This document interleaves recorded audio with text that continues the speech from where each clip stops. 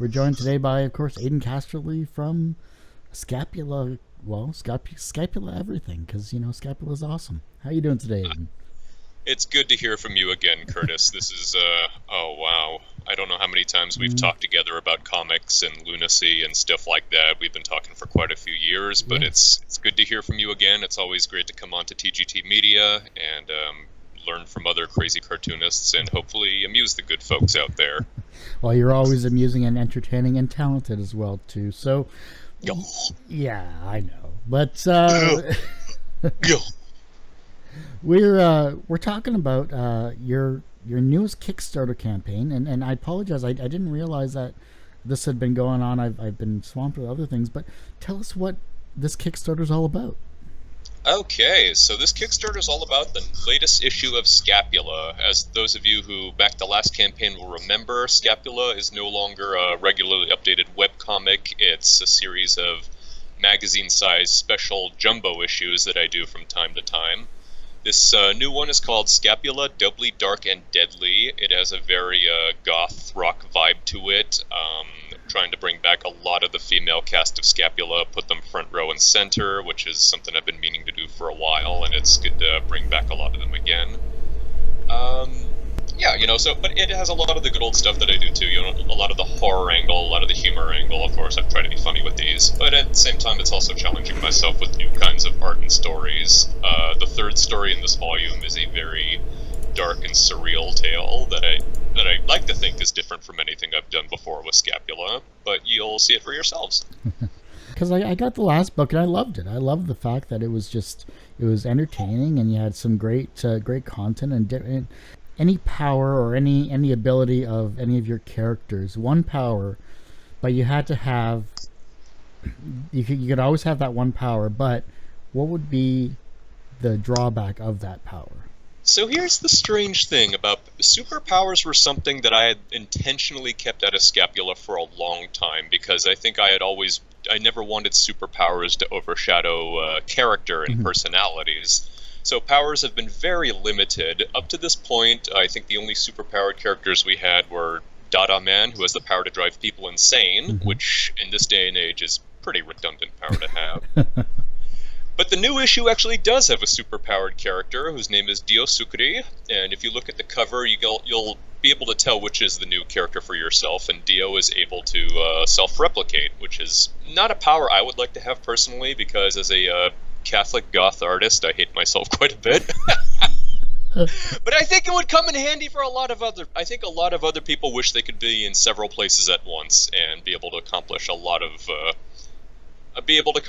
things on their itinerary, which is admirable. But then again, there's also the possibility you would just make a bunch of yourself and you would all goof off, which I think is realistic. But at least you could send one of them to your in-laws if you don't like your in-laws, and away you go. Yeah, but then what happens if your in-laws have that power too? Then you have self-replicating in-laws, and they're coming over. There you go. It's a power that. Good God, that's a horror story I should tell sometime. Is what if everyone in the world had the ability to make more of themselves? And I mean, like everyone having that power. Oh, that'd be terrifying. Hey, I'm claiming it now. Okay. I got a superpower. So superpowers in Scapula. I mean, I guess if the character I think I would want to take on, Thragor is the main monster character. I don't know if he's so much superpowered as he is just a very large animal, which is actually something I admire. Animals should be respected. They should not be trifled with, because then you get your face clawed off and you have no one to blame but yourself, because bears and lions and stuff usually don't go looking for trouble unless if you look delicious, in which case that's your own fault for looking delicious. So don't have that chocolate bar in your back pocket. Don't look delicious, and don't make more delicious copies of yourself.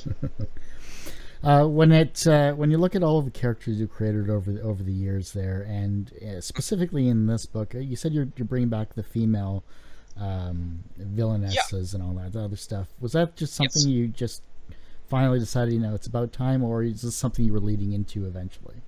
It's a little bit of both. I think the last issue I did, Scapula and the Sinister Monster Doom Legion, I was very proud of that, but when I looked at it afterwards, I realized that none of the female characters had returned, and that wasn't so much a conscientious decision as it was just a matter of space. Mm-hmm. Back when I did a webcomic and I was updating 4 days a week and making a ton of content, there was enough time and space to do all of these characters, to do the Sinister Monsters and Gemini and Data Man and all those other guys. With the 50-page book, which is nice and condensed and can be it can be sold at an affordable price, which is wonderful. At the same time, the drawback of that is I don't have the space that I used to be able to throw in tons and tons of characters in 50 pages. So, I mean, that's the reason why Gemini and a lot of the other characters, female or male, were left out of the last one. It's a matter of space. So for this one, a lot of the characters who were showcased in the last issue are pushed just a little bit to the back. We do have the Sinister Monsters again, but at the same time, I also wanted to return to Gemini and Naz, which is Scapula's punk little sidekick girl, as some of my readers will hopefully know. Hopefully all of the readers will know. And the new character, who I guess is gender ambiguous, which is something that was briefly mentioned in the campaign, briefly mentioned in the comic itself. So Dio is one of those characters. Dio Sukuri is one of those characters where hopefully the personality will, is more important than the superpowers or the fact that the character's gender is entirely up to the reader to decide. Well, that's perfect, and especially in this day and age, it's just something that occurs. And in looking at, it's fine. Yeah, it's exactly, yeah. In these 50 pages, though, how many stories in total, roughly? There are 3 stories in this new one. Now, in the last issue, there were only supposed to be 2, but then when I realized I had time to tell another short one, I put a third one in there. This one is also going to have 3 stories, but all 3 of the stories are pretty long this time around, so a lot of the little bonus extras like pinups and whatnot were kind of pushed out so that I could just make the room to tell a better story. Yeah. So we have, the first story focuses on Naz, the little punk sidekick I had mentioned before. The second story, we're going to see a lot of Gemini, the return of her, and the big introduction of Dio Sukuri. And the third story we're going to is almost entirely female characters we've seen before, and it's going to basically focus on some of the women that Scapula has loved or loved from afar, as it goes. Those of you who know, if you've been reading Scapula, you know that a lot of these romances are always tragic, but interesting, as lots of romances are, tragic but interesting. True. I got married recently. I don't know if I should be bringing that up, but that happened. Yeah, so we'll be seeing in the third story, some of the women that you may remember. I hope people remember the likes of Bone China or Mooney Meadows or Christie or these characters who, if you've read the series, you'll know them, and if you haven't read the series, the story is still interesting too. It was basically designed so that even though it does draw upon continuity, if you're not familiar with Scapula or the continuity of it, I did my very best to make sure that it's a good story regardless.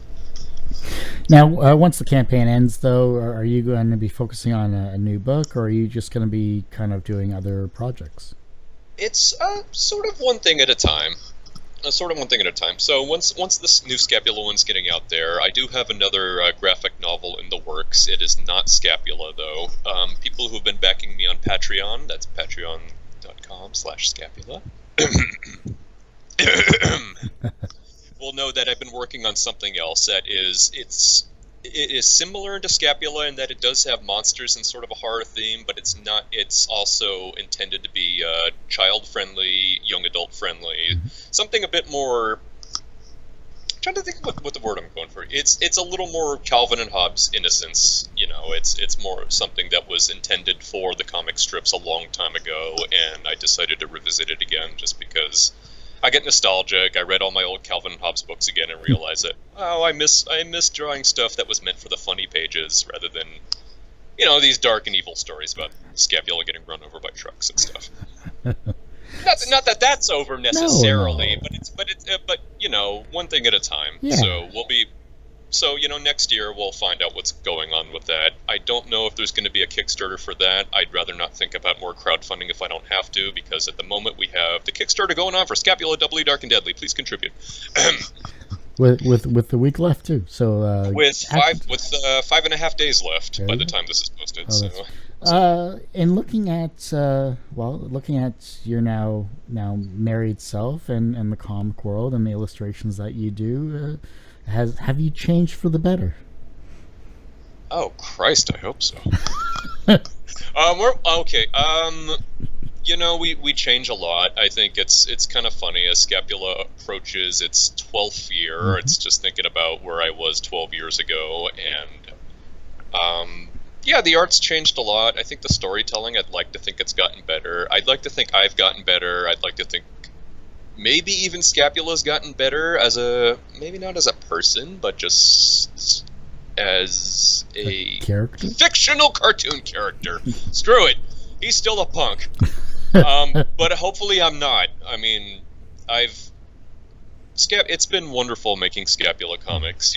Sometimes they succeed, sometimes they don't. Sometimes people love them, sometimes they don't. But I've always been grateful that I've had this outlet for just doing whatever I wanted artistically and whatever I wanted without fear of, editorial interference and whatnot. It's been a lot of freedom for me, and I'll always be grateful for that. What about conventions or anything like that? I mean, either you've tabled or you've visited. Is there anything that you've seen that's kind of a common theme? You mean in regards to other people's stuff or regards to my stuff? My convention table changed a lot when you start off, and I used to do a lot of fan art prints and stuff like that because we're all nerds, we're all geeks, and and so on. And the time came when I just decided to start phasing a lot of that out, just as I became more confident with Scapula and my personal creations, and I just really wanted them to be put forward. And it's difficult. It's very difficult to get people interested in content that they're not familiar with, or I guess, what is the business term for that? Unrecognized properties or licenses or whatever BS it's called. It's a challenge. It's definitely a challenge, but at the same time, I always felt more of a personal reward every time I sold a Scapula book as opposed to selling a print with, somebody else's characters on there. Yeah.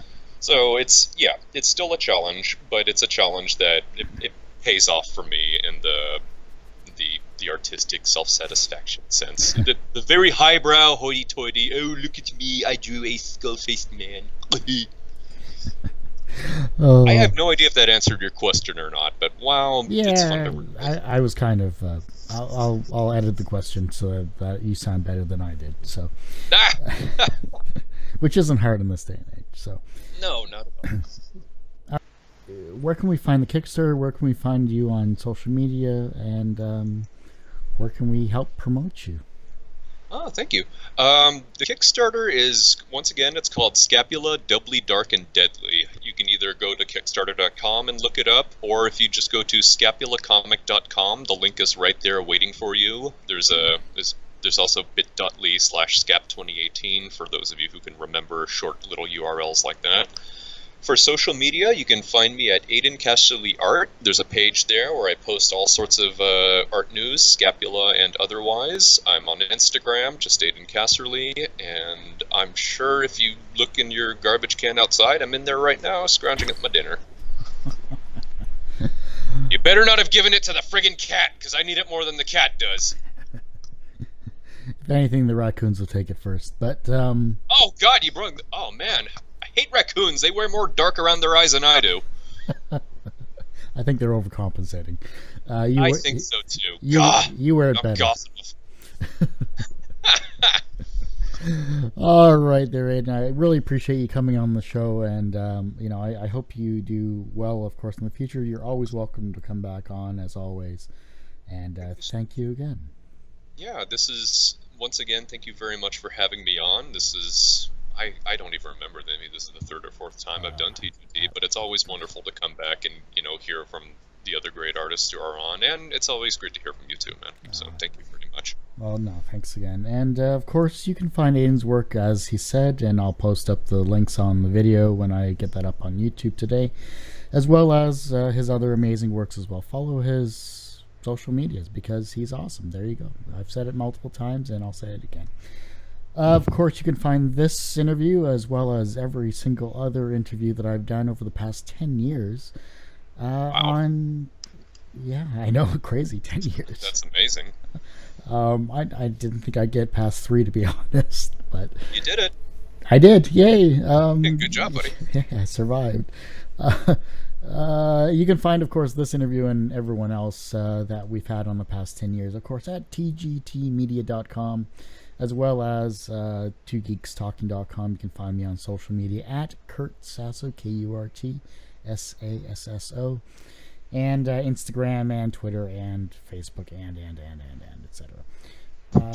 Thanks again for listening and watching. Tune in next time for another great interview with whoever we're going to have on, because they'll be amazing, awesome, and that's why I have them on the show. Thanks again.